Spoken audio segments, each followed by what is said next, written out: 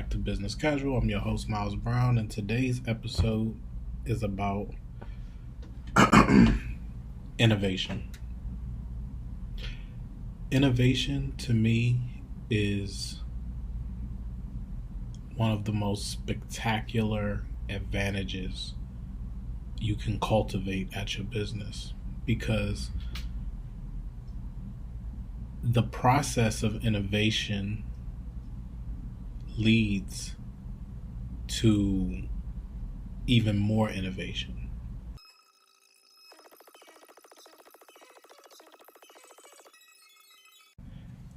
Illegal merch.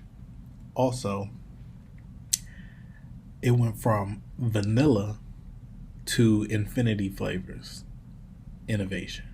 Like, if you don't plan on adjusting your strategy, because let's say you love the way you do business and it's a classic setup, but when you see other people in the industry, same industry, and now their processes have changed the next year. Say you're Pizza Hut and you just came out with stuffed crust pizza. It only takes a second for an artisan to get a hold of what you've done and elevate it and retain their audience. Many of you have asked me to make cheese crust stuffed pizza. I'm sorry, Italians. Fill the whole pizza out with mozzarella, fold all the edges over, sauce, spread it out on pepperoni. Into the oven. You could use a home oven. I just like my Gosney. Oh, yeah. Garlic, chili, butter. Oh, ooh. That's stuffed crust. If you're not evaluating those changes just to see if there's something from that innovation that I can use, you're already behind. And true innovation, I would say, is trying to be the first in the market to even do something. Like,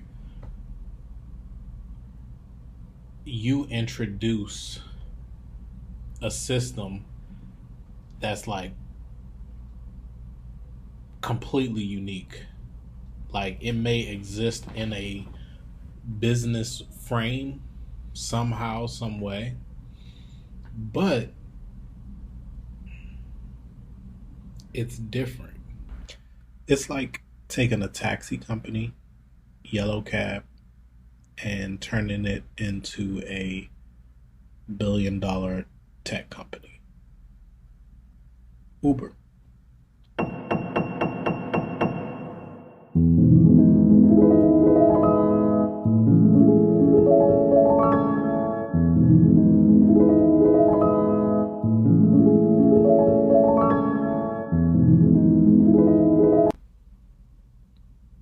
Because this is the first time this is being brought to market in this unique spin. So once you get a chance to have that unique spin, how you maximize business is in which way, when we introduce this unique, sometimes the unique spin comes with the business already worked out, but sometimes the unique spin requires you to know before you launch how you plan on making the deal work in your favor, as far as how is this advantageous? How can we create processes that allow for a better user experience than what's out there? Like, that's the question you have to ask. And it's a huge question to ask yourself. For some people, like, if you're stuck, you're stuck at the same salary you've been making every single month. Nothing's looking up. Like, you can only hold at this level. You have to take a deep look into innovation.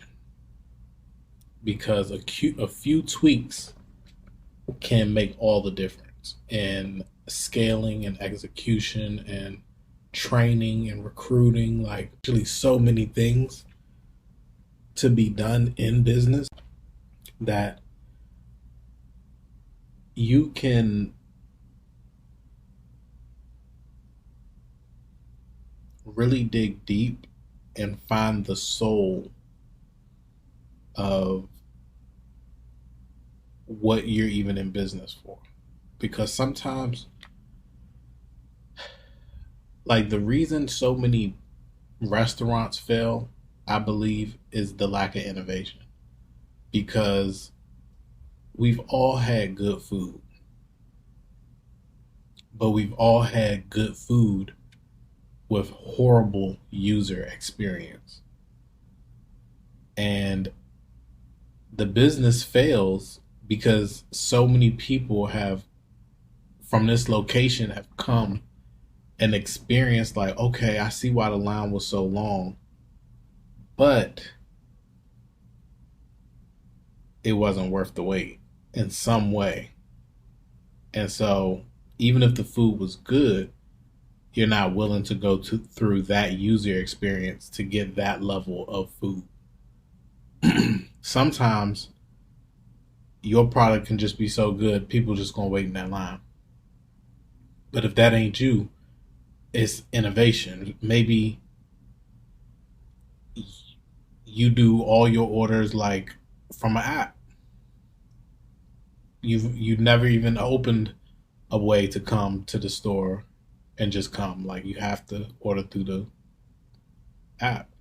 And that way, when they come and pick up their food or you deliver it, however it's set up, you have an exact method to execute a level of excellence that can be replicated.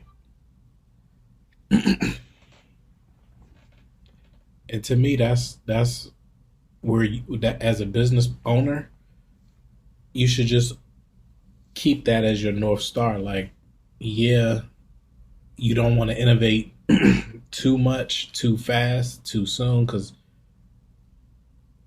knowing when to innovate is as important as innovation in a sense, because even if you do figure something out and it makes sense, it may not be time.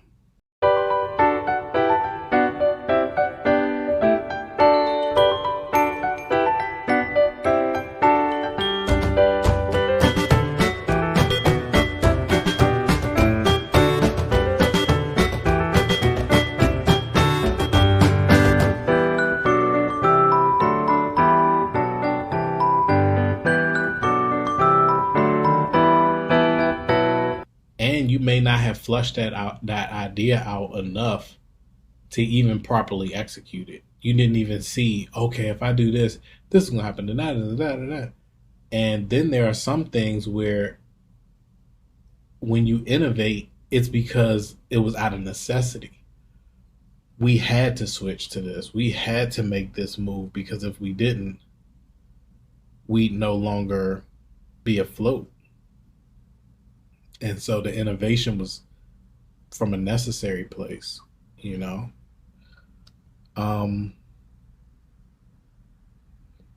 Another thing in business, like service-based businesses really depend heavily on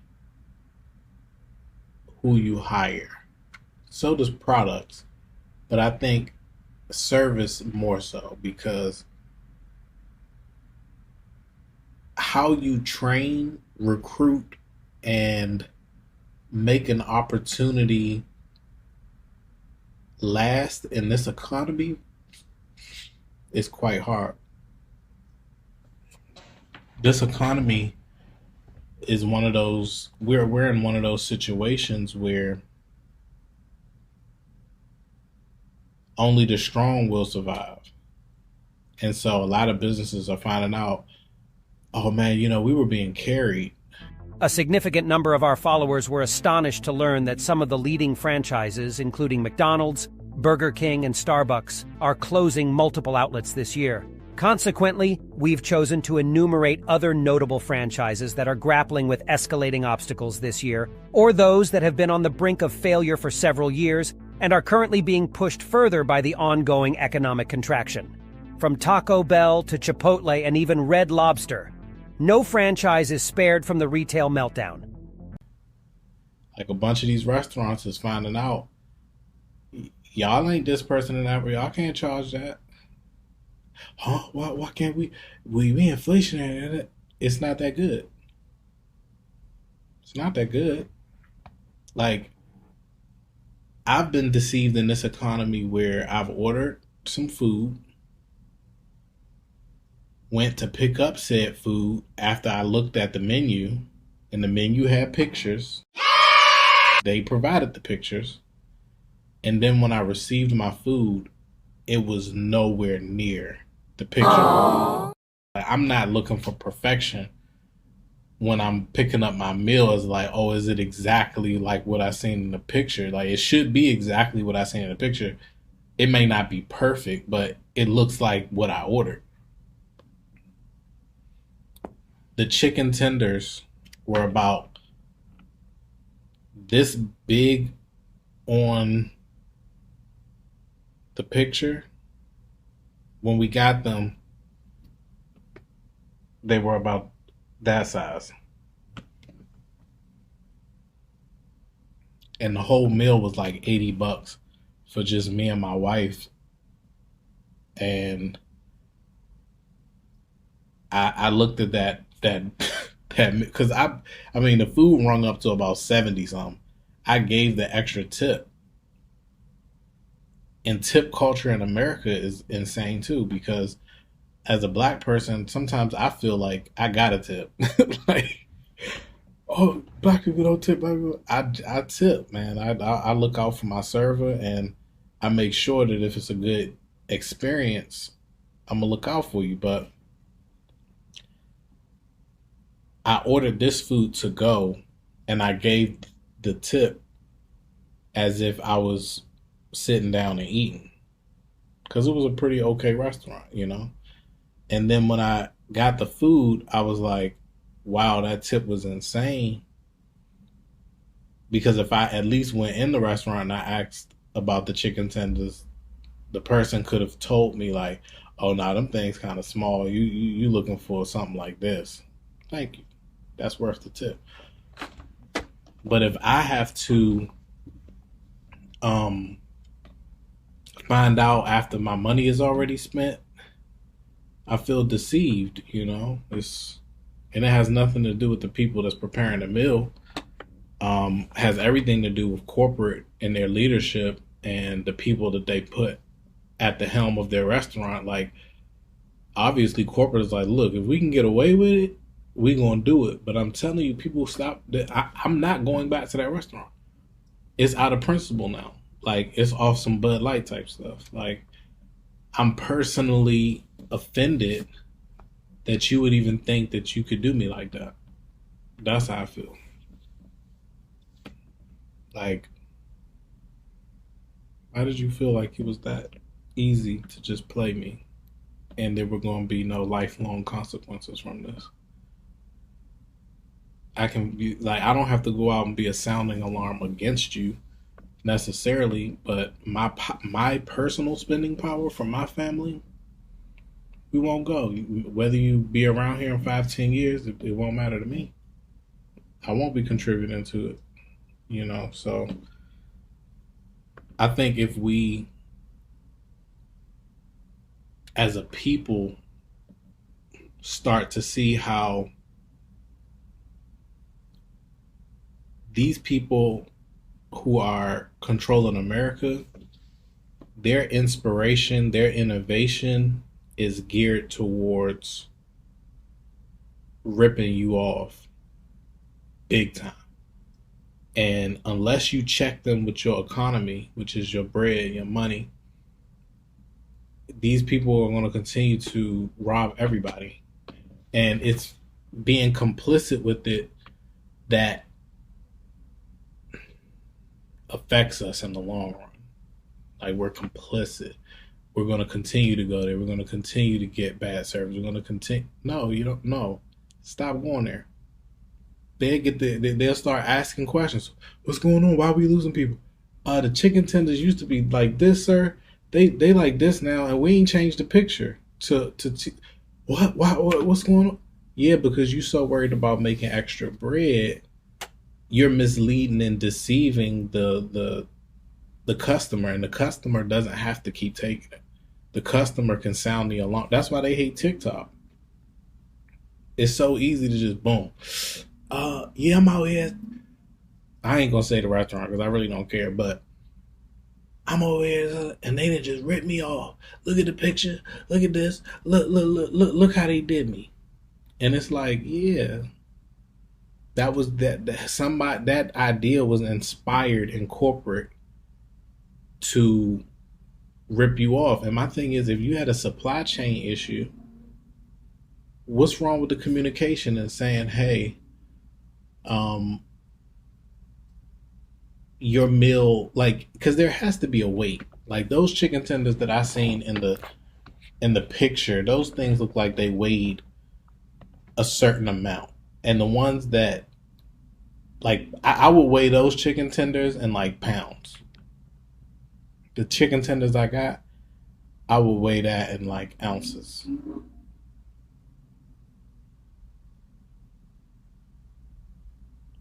I gotta look that up. I'm not good at weight. That's why we got an engineer. Anyway, but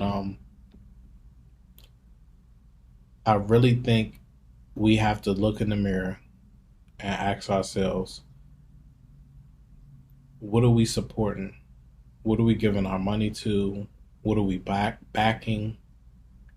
And how do we make sure that Americans, we live here, are benefiting in some way? Like, why would we slave away and do all of this work and then our benefits go completely gone out the country, never to help our streets? Like, just simple as the infrastructure. Like, wouldn't you like to come and, oh man, they redid such and such, and it's a public park, and now more people are getting outside and riding bikes and looking at the new infrastructure being built for the people. But no. So it's just take, tax. I mean, this is why them people got so crazy and threw that tea into the river or the ocean, whichever one it was. And when I look at that, I'm just thinking, like, the people control more than what they know, but it's the people at the top's job to make people feel worthless. Like, my vote don't matter, my this it's all pointless. It's all, And for me, I definitely gave up on voting. I don't believe in it. I don't. I don't think, because if you're not offering me anything, what am I getting up and I'm going to vote for? Like, if the answer is, oh, destruction this way or this way. Well, I live over here, so maybe destruction this way. Like I don't know. It's a mess, and the people are purposefully divided. Because the answer is simple. Like, I want to live in a good economy. Why wouldn't I want to live in a good economy? Like, but living in these bad economies, trying to save all of these different foreign nations, I don't know. I don't like it. So today's talk was about innovation, and innovation can be inspired for your company and the people who consume you. It can be inspired for their good, but business, because politics is business. Everything is business. Relationships is business. All of it is business. So, what are these other businesses? What do you feel like their inspiration comes from? Like, it's normally to rip you off. And unless the people come together and say, collectively, I've been to this place X amount of times and this just should not work like this.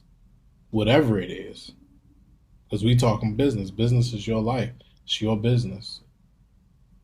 What is affecting your life and making your user experience on earth for your limited time in your life, what deserves to be stood on and standing on? Like, I mean, I'm not going to get robbed for food to live when God gave us the food. And he said, if a man don't work, he don't eat. But if I pay a fair wage and I get intentionally skimmed for your profit, and you look at me and you go, well, it's inflation.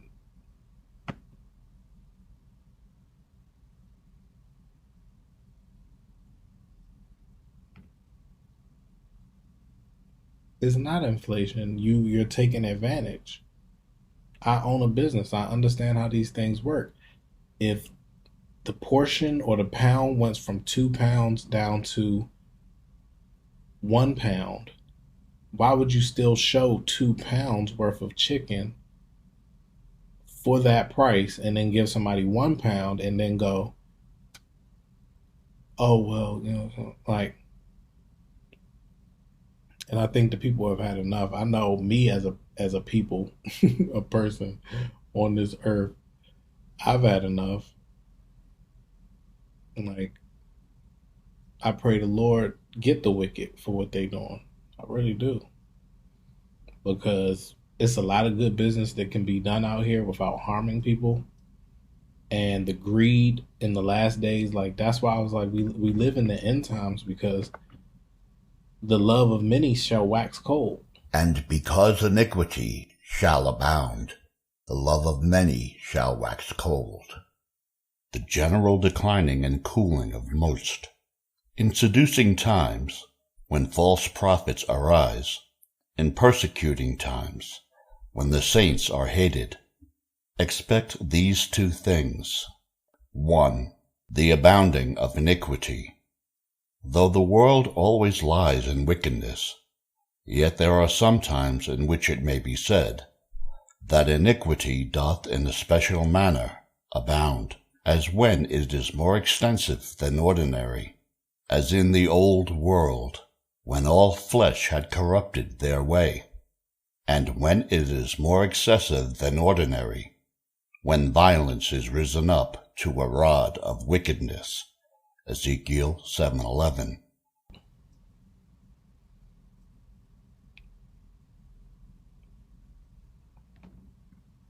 It's gonna get cold. We seeing it get cold. It's getting colder. It's like Game of Thrones. Like, you down there where the White Walkers at this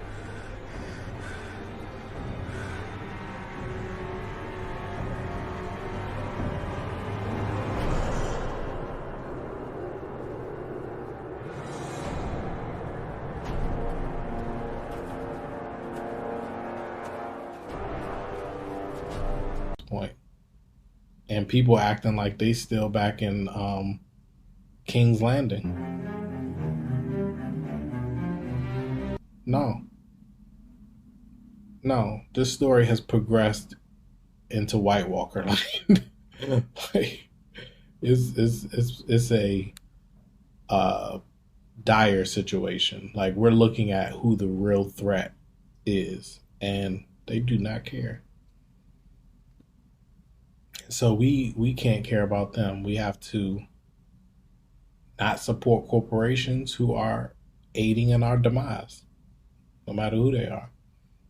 Medical, if they're aiding in somebody's demise, drop them. Um, Food, I'm really on that food thing because and you $80 and you get $15, $20 worth of food. Come on, come on. But it is what it is, you know. That's why we got to cook ourselves and get back to original, because the fake is falling. Babylon is falling. Like when they talk about those ships in the sea that will just be filled to the brim, and the people in foreign nations that are sending those shipping containers over here are going to cry and, oh my God, billions and trillions of dollars just sunk at the bottom of the sea in the water. Revelations 18 verse 11. The traders of the world will weep and mourn over her. No one buys what they sell anymore.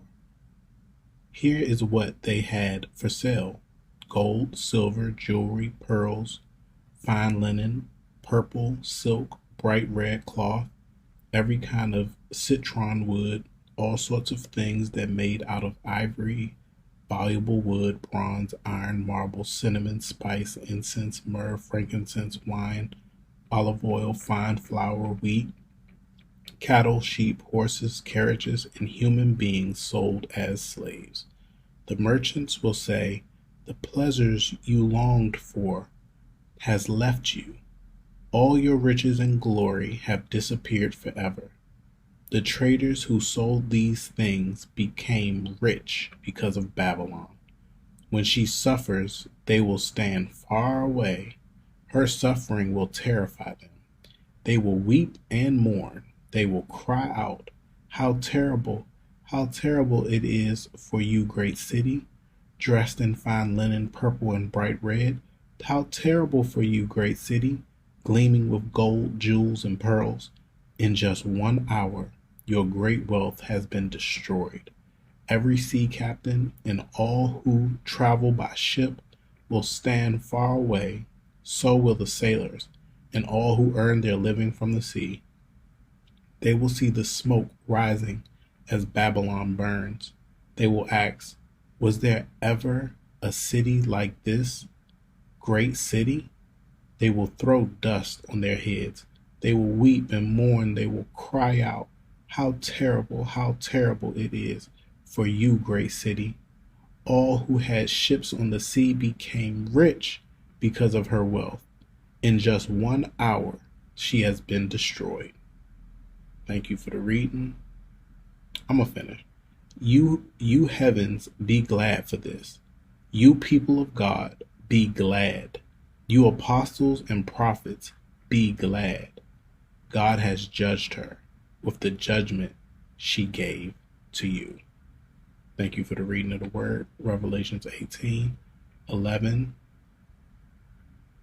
verse 11 through 20. No one in Babylon can afford to buy anything anymore. That place we once knew as Babylon has fallen, and the remnants are catastrophic. And when they look, they said that Babylon would fall so bad, I believe that they just wouldn't even talk about it no more. Like, it's over, you know. And that's how I want to be with the Lord. I want to be so far past Babylon, and I want to be thinking about Zion. Where's Zion? Zion is with the Lord. And yeah, we got to get through this time period called life here, but that's what we should be doing. Comes with trials, comes with tribulation, comes with literally everything you could think of, because it's life. It's all encompassing. To live life is to live all of it. That's why you see these people who act like they have it all completely 100% figured out. Like, let's come down off this high horse shit, as if a good man can't stand shoulder to shoulder with this so-called high value man. He at his kid's football game. His wife make more. She a registered nurse. He drive trucks, but he helped put her through school, getting the kids, cooking, making sure some got more food in the crock pot, bringing the kids with him so she can study, taking his little money, paying this, paying that. But ultimately, once she graduates, she starts to make more. But he did what he needed to do to support her, to get her through it. So when she go get the job, she got a big degree. He still got to take up the slack at home. He not cheating, he not abusing her. The kids are well nurtured. But if the world look at him, he driving a 1999 car. He got boots on and his boots run down. He look dirty, he look dusty. But he a good husband, he a wonderful father, and he's a good friend. And so, homie, why would we devalue a man just to highlight high value? Like that's an idol. If you looking at anything that looks like it's 100% all figured out, that's an idol. Because you're not seeing the flaw in it. Everything man-made, everything here is temporal, is crashing, is falling away. So if somebody's painting it like, oh, it'll forever look like, they're showing you a mirage. All right, so look. Oh. Hey. Hey. Well, I'm very confused. What? Wait. Who is this? Wait, you're not the guy we thought we were gonna talk to. I'm confused. Just to be clear, you're Darius. Yes, sir. And some people have put the most beautiful mirages together. I've been on Instagram, I've seen them. They are beautiful mirages. But if you ever got to see that person in real life or got to actually know for yourself, you know, sometimes the Lord just got to reveal to you that ain't it.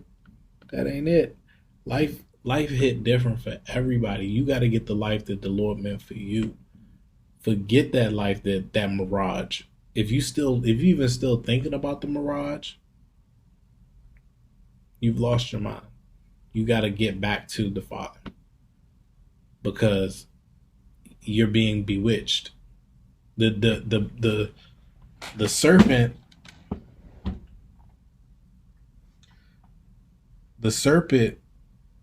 in Revelations came to talk to the woman to change her forever. And a lot of times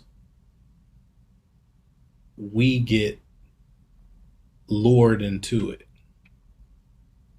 as the man, because we see the woman, she get lured into it, and as the man observing it and watching the crash out, sometimes it can hypnotize and bewitch us, and we think that's how life just is. That's how life should be, because we've been watching.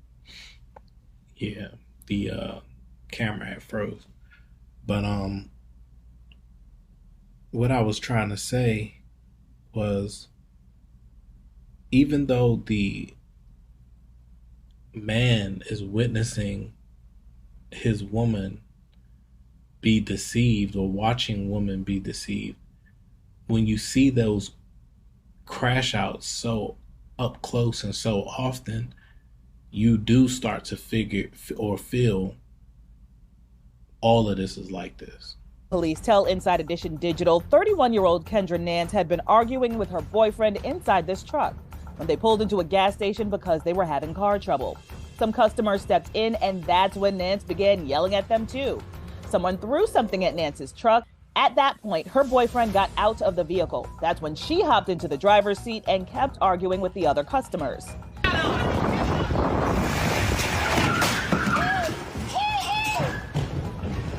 Nance then drove her truck right into the vehicle of the person with whom she was arguing, dragging her boyfriend along the way, speeding off and flipping the truck over.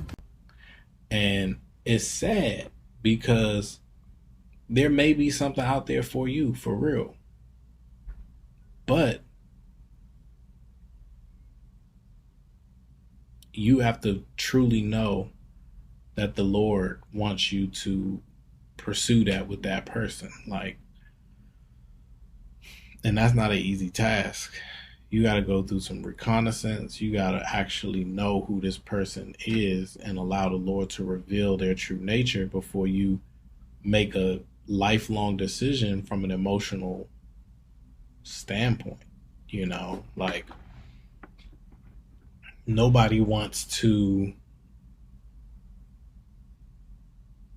dissolve or break something up that's doing well. It's only when things go wrong do people start like imagining, okay, well, what if I got rid of this person and just start doing me? What would me look like? Like, no, that's wrong. Like, if you decided to marry that person, while you're in that marriage, you should do the best you can to work with that person and try to heal the wounds, because y'all made a vow and a covenant before the Lord. The covenant has to come before your comfort. The covenant has to come before your enjoyment. But you tell these soft people now that they gotta go through some tough times. It's like, I don't want to go through no tough times. This should never happen to me. You just like being a baby for real. And I know that sounds tough, because it was tough when I had to make that decision for me when it came to other people. You know. So allow yourself to heal, allow yourself to process trauma and pain, allow yourself to process life happening to you. And I pray that your innovation would be to seek what the Lord would have for you. Like, forget what you have for you for a while, for a season. Even if it's for a season, just give up the pride, give up whatever it is, and just see if the Lord will want you to be doing that. Because I'm telling you, a life lived for Him is more purposeful than wealth or money or any of those things. Like in business, I love talking about the big numbers. I want to hit the big numbers too. I'm not going to lie. But I'm not going to do it at the expense of my soul. I'm not going to do it at the expense of hurting or harming another person in any way. And I believe that the Lord would want me to strive to create companies that are sustainable and harm-free. And I believe that we should be able to do that. And that shouldn't even be like this, oh my God, he just wants to do a fair business. Like, that's it. Nothing tricky in the contract. One page or enough pages to discuss what we're supposed to be doing here. And we'll show insurances, whatever it takes, and do good, clean business. In and out. And in business, as in relationships, there's a value proposition that must be agreed upon. In business, is more cut and dry. But in relationships, the value proposition to the outside may be more clear than to the people in the relationship. Like, I've seen those sites where it's like sugar babies and this, that, and third. And the sugar babies are in this like parasitic relationship where I want money, he wants youth, or whatever he wants from this woman. You know, I don't know.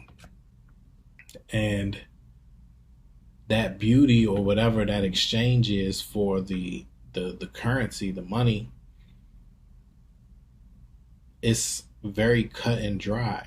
But the relationship mentally takes a toll on the individuals if it's not from a correct place and space. That's why a lot of those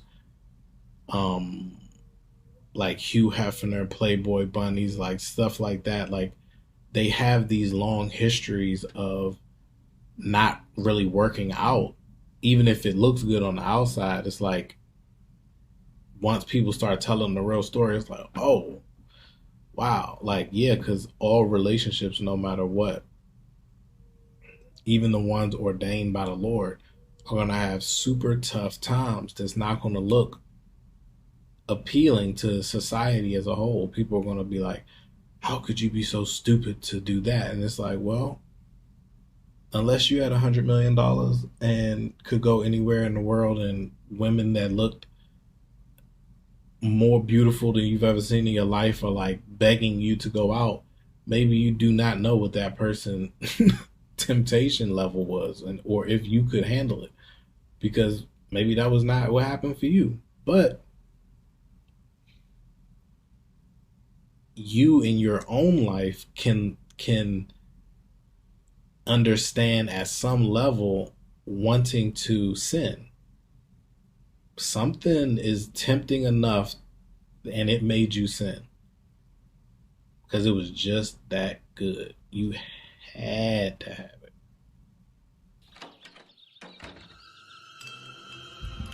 I don't need it. I don't need it. I definitely don't need it. I don't need it. I don't need it. I don't need it. I don't need it. I need it!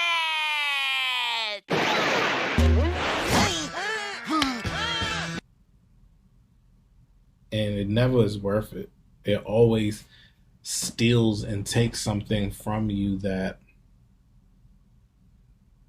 the value proposition was wildly unequal. Like a 90-10 split, like 10 seconds of pleasure turned into 90 years of regret and torture and whatever it may be, you know. So in life, it's very good to understand innovation. Why are people inspired to do what they're doing? Why are they inspired, innovative, and creating action plans to do this thing that they want to do? Where does that desire emanate from? And I think that's a part of discerning spirits. That's how I know a lot of times who to go into business with and who not. But sometimes you want the business that you ignore the signs that the Lord is telling you, like discernment, don't do it. The alarms are ringing, but the opportunity is just so tempting. You just like, all right, I'm gonna just try. I'm feeling good about this, dude. I feel like we're on a streak. I feel like we're on a fucking positive streak right now. Oh my god! I'm trying to click too! No! And then it costs you more than what you even thought, and just takes you all around the world, and you just look up and you're like, why did I follow that? I should have just listened and stayed on the track that the Lord had me on. This was a severe detour that took all of this time out of my real pursuits. And that's how you can end up losing your life, by your time vampire, the devil, creating stumbling blocks and the stumbling block comes in a form of a tempting thing. Like something tempts you to go left, that's a stumbling block, because it's knocking you off the path of righteousness, and you're stumbling onto the path of wide and narrow leads to destruction. There are two paths to the journey of life. There is the wide gate that leads into the wide or the broad road that ends in death, but there is the narrow gate that leads into the narrow road that ends in life. The Lord Jesus said that there are many who are on the broad road that ends in death and destruction, but only few are on the narrow road to life. The narrow gate to the narrow road represents the Lord Jesus. The wide gate represents the many different religions, ideologies, the ways and the systems of this world, the Word of God warns, beware lest any man spoil you through philosophy and vain deceit, after the traditions of men, after the rudiments of this world, and not after Christ. And when the Lord pulls you all the way back, this straight and narrow, you done stumbled off out in the distance, down, way down there somewhere.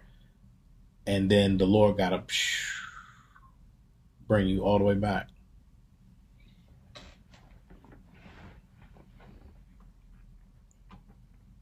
And the Lord got to sit back and witness all of the people on earth stumble. When he's like, this is the way, this is the way, here's the word. Here are people in your vicinity that are doing it and achieving it. Here's all of you could ask for in the 2020s that we live in, with information abounding, just like the Revelation said. Revelation is knowledge. So if we're in Revelations and knowledge is abounding, just like the prophecy said, we do a disservice not using that revelation for the Father's purposes in our lives. But we want to do our purpose, and our purpose leads to destruction if not guided by the Lord's purpose. Your purpose and the Lord's purpose must align.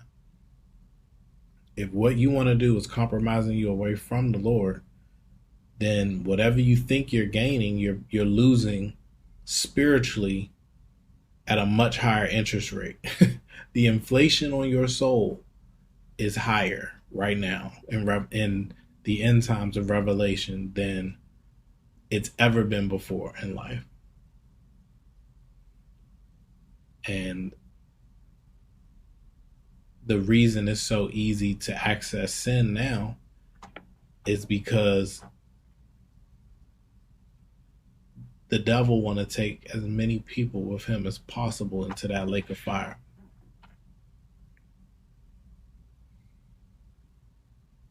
He wants to so bad throw you into that lake of fire. Innovation.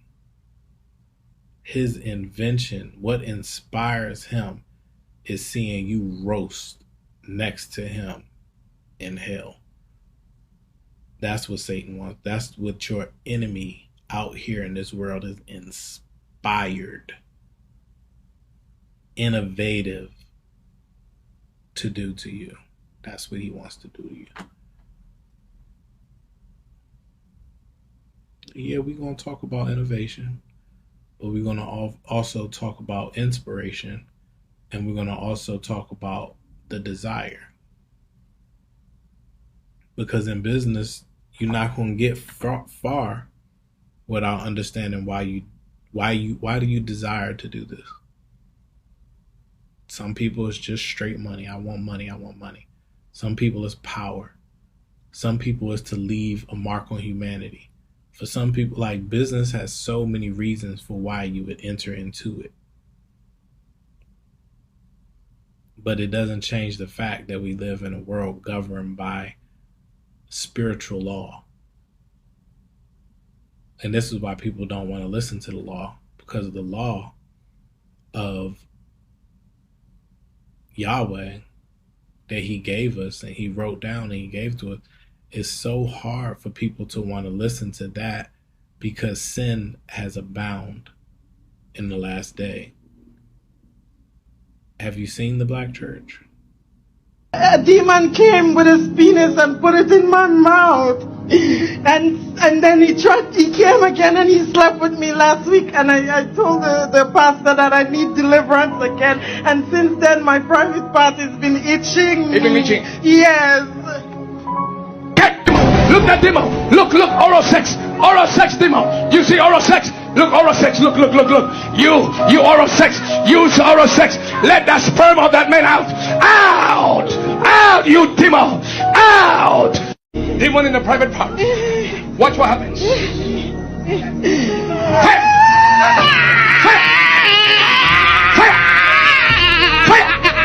out from the closet. Come out from the closet. Come out from the closet. Come out. From the closet. Go, go, go, go, go, go, go. I love them. Grew up in there. But the examples that are pushed out are just no good. The ones that are still holding on to the old ways of the Lord, I commend you. But we living in the last days where those churches are very few and far in between. And everybody will tell you, I go to the best church. And you go to that church and you're like, I'll walk alone with the Lord first. And I'm praying that the Lord does send me to a community of people who trust in him and that I can trust, because that's what I do desire. It's just living this human existence. We dealing with humans. It's a lot of